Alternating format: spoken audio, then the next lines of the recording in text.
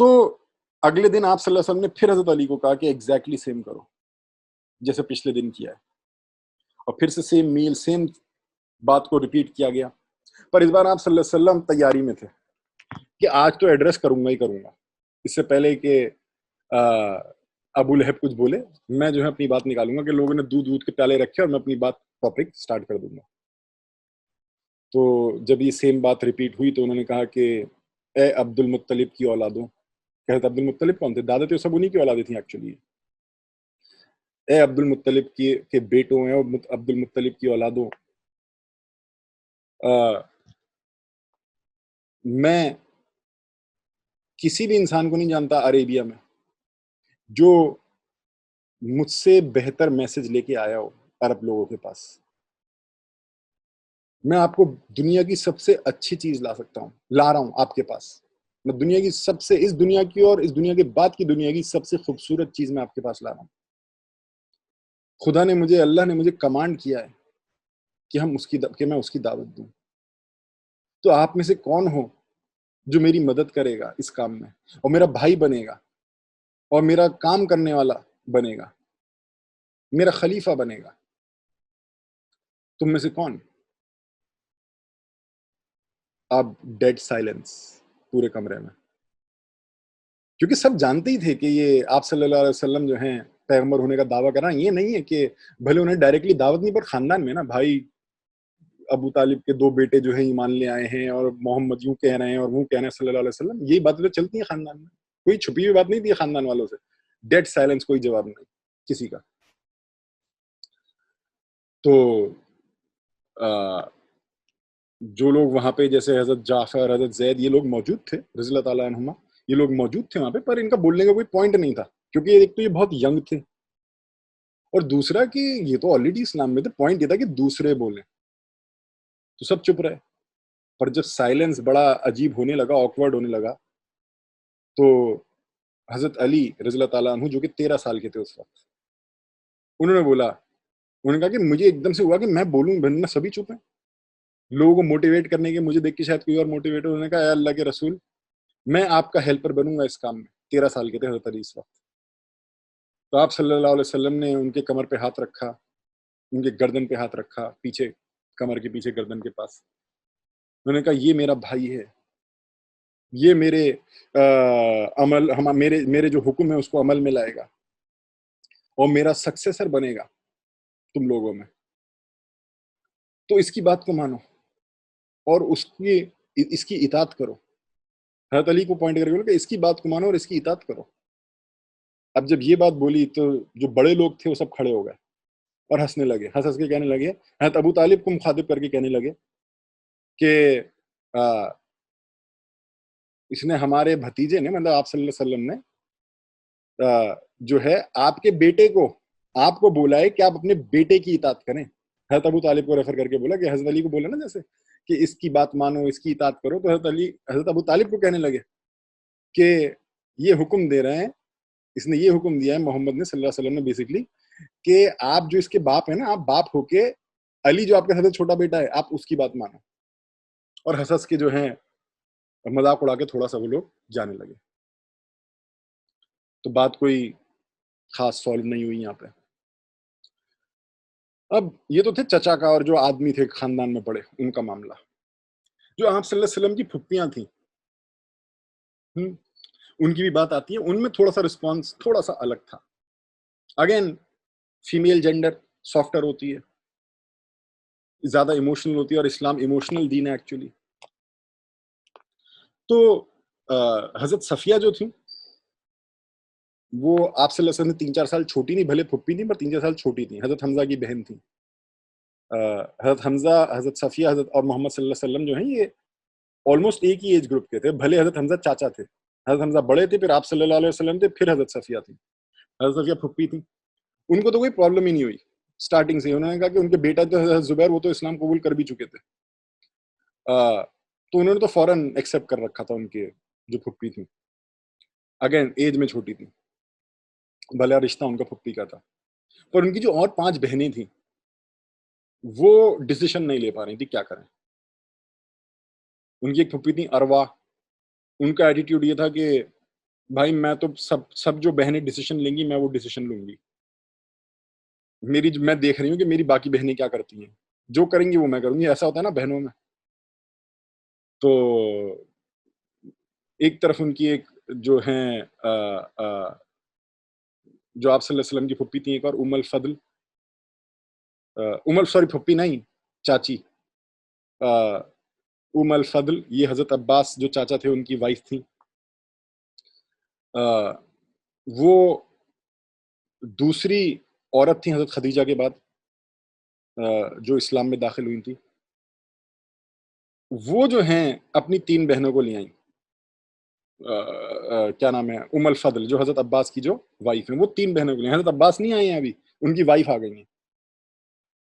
تو ان کی بہنیں تھیں میمونہ, ان کی فل سسٹر تھیں, اور ایک سلمہ اور اسما وہ سوتیلی ماں سے بیٹی تھیں, بہنیں تھیں. تو یہ میمونہ کو بھی لے آئیں اور اپنی 2 سوتیلی بہنوں کو سلمہ اور اسما کو بھی لے آئیں. اور ان کے گھر میں جو ہے الفضل کے گھر میں جو ہیں رضی اللہ تعالیٰ عنہ کے گھر میں وہیں پہ امام جعفر کہہ رہا ہوں, جعفر رضی اللہ تعالیٰ عنہ جو ہیں وہ حضرت علی کے بڑے بھائی, وہ ان کے گھر میں پل رہے تھے.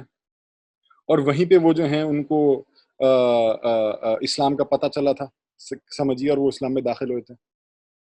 اور ان کا اینگل یہ بھی تھا کہ جو حضرت جعفر تھے ان کو جو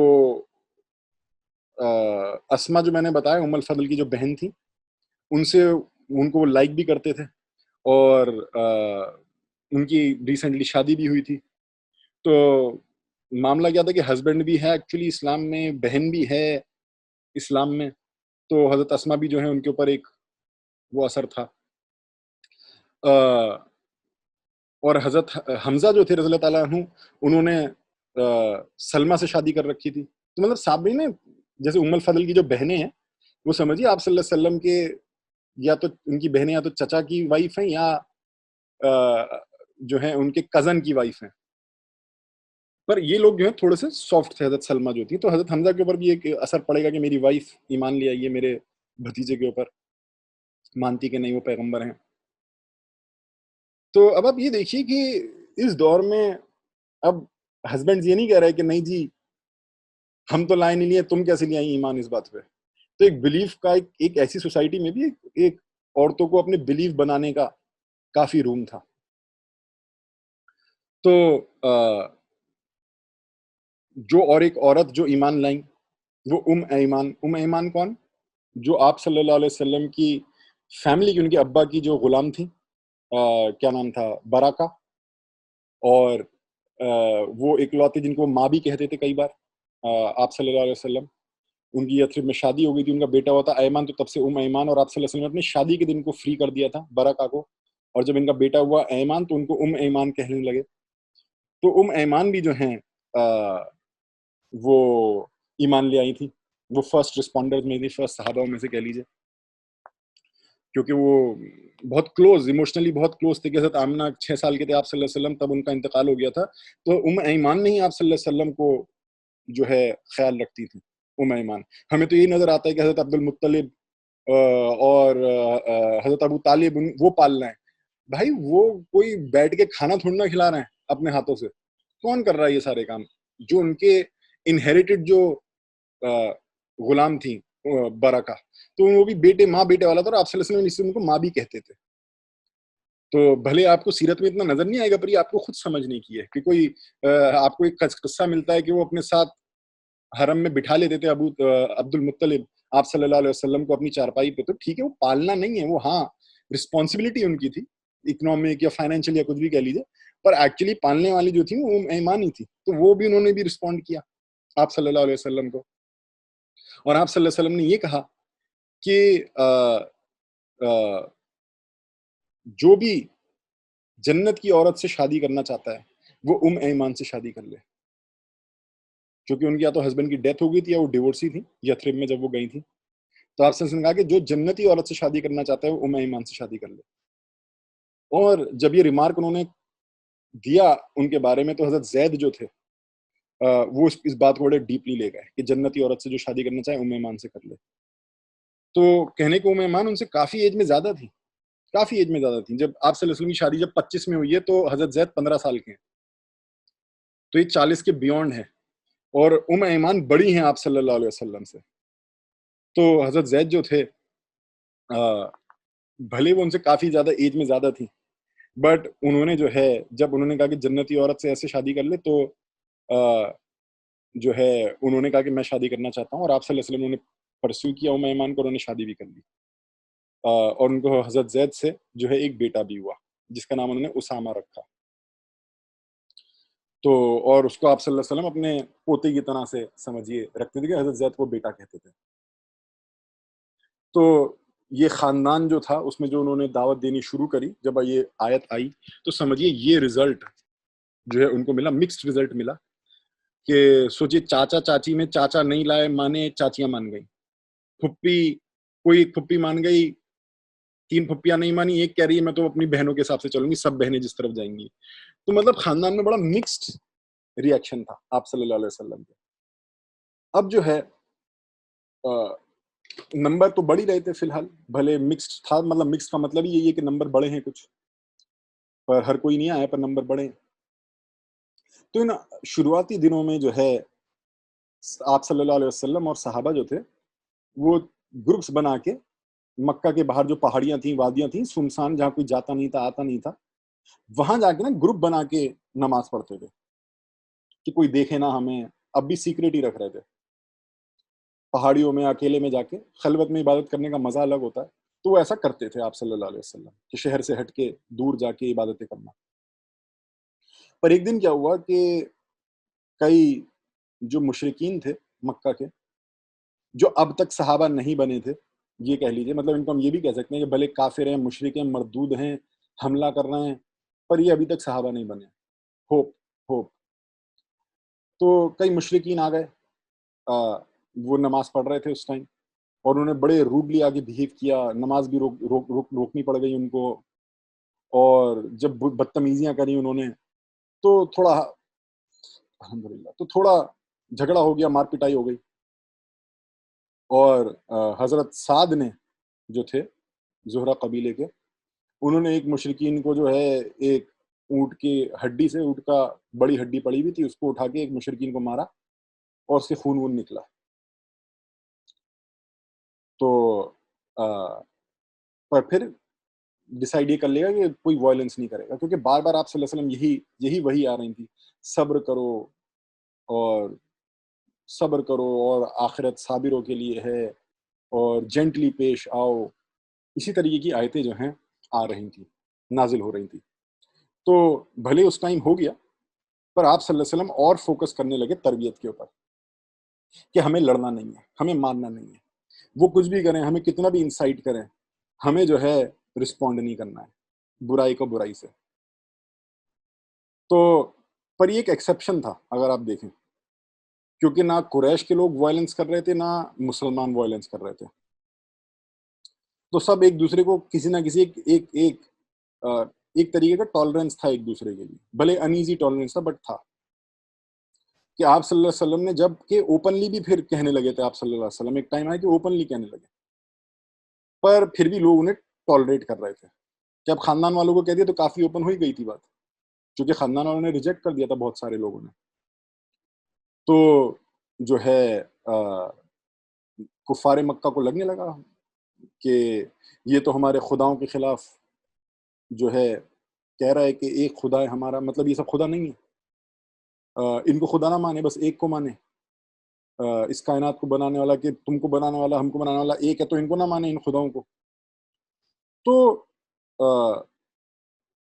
ان کو ہوا کہ کچھ تو کرنا پڑے گا, بھلے وہ ٹالریٹ کر رہے ہیں, مار نہیں رہے, وائلنس پہ نہیں آئے. تو حضرت ابو طالب کے پاس گیا اور انہوں نے کہا کہ اپنے جو آپ کا بھتیجا ہے اس کو آپ سنبھالو, یہ کیا کر رہا ہے. تو انہوں نے ٹھیک ہے کہ میں سنبھالتا ہوں, دیکھتا ہوں, چلو ٹھیک ہے. پر حضرت ابو طالب نے کوئی اسٹیپ ایکچولی لیا نہیں. تو پھر گئے کہ دیکھو آپ کی عزت ہے ہمارے پاس بہت. ابو طالب کو بولا کہ ہم آپ کو بہت رسپیکٹ کرتے ہیں, پر اگر آپ کا بھتیجا یہ کرتا رہے گا نا کہ ہمارے باپ دادوں نے جو ہمیں سکھایا ہے اس میں بھی اگر یہ ٹانگ اڑاتا رہے گا تو ہم پھر آپ کو بھی نہیں دیکھیں گے، ہم آپ سے اور آپ کے بھتیجے دونوں سے لڑیں گے۔ تو اس بات پہ پھر حضرت ابو طالب نے جو ہے آپ صلی اللہ علیہ وسلم کو بلایا، انہوں نے کہا کہ اے میرے بھائی کے بیٹے، میرے بھائی کی اولاد، میرے پر بھی آسانی کر، اپنے پر بھی آسانی کر، میرے پر ایسا وزن نہ ڈال جو میں اٹھا نہیں سکتا۔ تو انہوں نے تھوڑا سا کہا کہ بھائی اس کو روکو، یہ تم کس ڈائریکشن میں جا رہے ہو، یہاں پہ دھمکیاں مل رہی ہیں اب۔ تو آپ صلی اللہ علیہ وسلم نے جواب دیا کہ میں اللہ کی قسم کھاتا ہوں، اگر وہ میرے ایک ہاتھ میں سورج رکھ دیں اور دوسرے ہاتھ میں چاند رکھ دیں، اس شرط پہ کہ میں اس راستے کو چھوڑ دوں، میں اس کو نہیں چھوڑ سکتا، میں اس کو نہیں چھوڑ سکتا، یا تو میں اپنے مشن میں کامیاب ہو جاؤں گا یا میں اس میں کرتے کرتے ختم ہو جاؤں گا، پر میں اس کو چھوڑ نہیں سکتا ہوں۔ آپ صلی اللہ علیہ وسلم کی آنکھوں میں آنسو آ گئے جب وہ یہ کہہ رہے تھے، اور وہ اپنے پیروں پہ کھڑے ہو کے جانے لگے پلٹ کے، اور اس ٹائم حضرت ابو طالب نے واپس بلایا ان کو کہ اے میرے بھائی کے بیٹے واپس آ، تو جا، تجھے جو کرنا ہے تو کر، اور میں بھی خدا کی قسم کھاتا ہوں، اللہ کی قسم کھاتا ہوں کہ میں بھی کبھی تجھے چھوڑوں گا نہیں، میں نہیں چھوڑوں گا، دیکھتے ہیں جو ہوگا دیکھا جائے گا، تو کر۔ تو جب انہوں نے دیکھا کہ بھائی کوئی ایکشن نہیں لیا گیا، کچھ رکا بھی نہیں، کچھ فرق ہی نہیں پڑا اور چل رہا ہے معاملہ، تو ایسا نہیں کہ انہوں نے حملہ کر دیا، حضرت ابو طالب پہ دھمکی دے کے گئے تھے، ان کو پتا تھا کہ یہ حملے کا معاملہ تھوڑا سا گڑبڑ ہو جائے گا، کیونکہ حضرت ابو طالب جو ہے نا اپنے قبیلے کے سردار تھے۔ یہ آتا ہے کتاب میں کہ کیوں حملہ نہیں کیا جبکہ انہوں نے بولا تھا کہ سردار نے پروٹیکشن دے رکھی ہے، اور پھر بھی اس کے ممبر پہ اگر تم حملہ کر دو تو یہ پوری جو نظام تھا، آرگنائزیشن تھی جو مکے کی، یا قبیلائی جو نظام تھا، تو باقی جو چیف تھے نا دوسرے قبیلوں کو، تو ان کو لگا کہ اگر ہم نے ایک چیف کو اٹیک کیا تو کل کو ہم بھی کسی کو پروٹیکشن دیں گے تو کوئی مانے گا نہیں۔ اب جیسے ابو طالب چیف ہیں اپنے قبیلے کے اور انہوں نے پروٹیکشن دی ایک آدمی کو، تو کل کو ہم بھی کسی مسئلے پہ دے سکتے ہیں، اور اگر ہم نے نہیں دیا، رسپیکٹ کیا کہ چیف نے پروٹیکشن دیا، اور ہم اس بات کو رسپیکٹ نہ کرا ہم نے، تو کل کو ہمیں بھی رسپیکٹ نہیں کیا جائے گا۔ تو اس وجہ سے انہوں نے جو ہے حملہ نہیں کیا کہ یہ تو ہمارا نظام بھی، ہمارا ہی رسپیکٹ پھر جانے لگے گی۔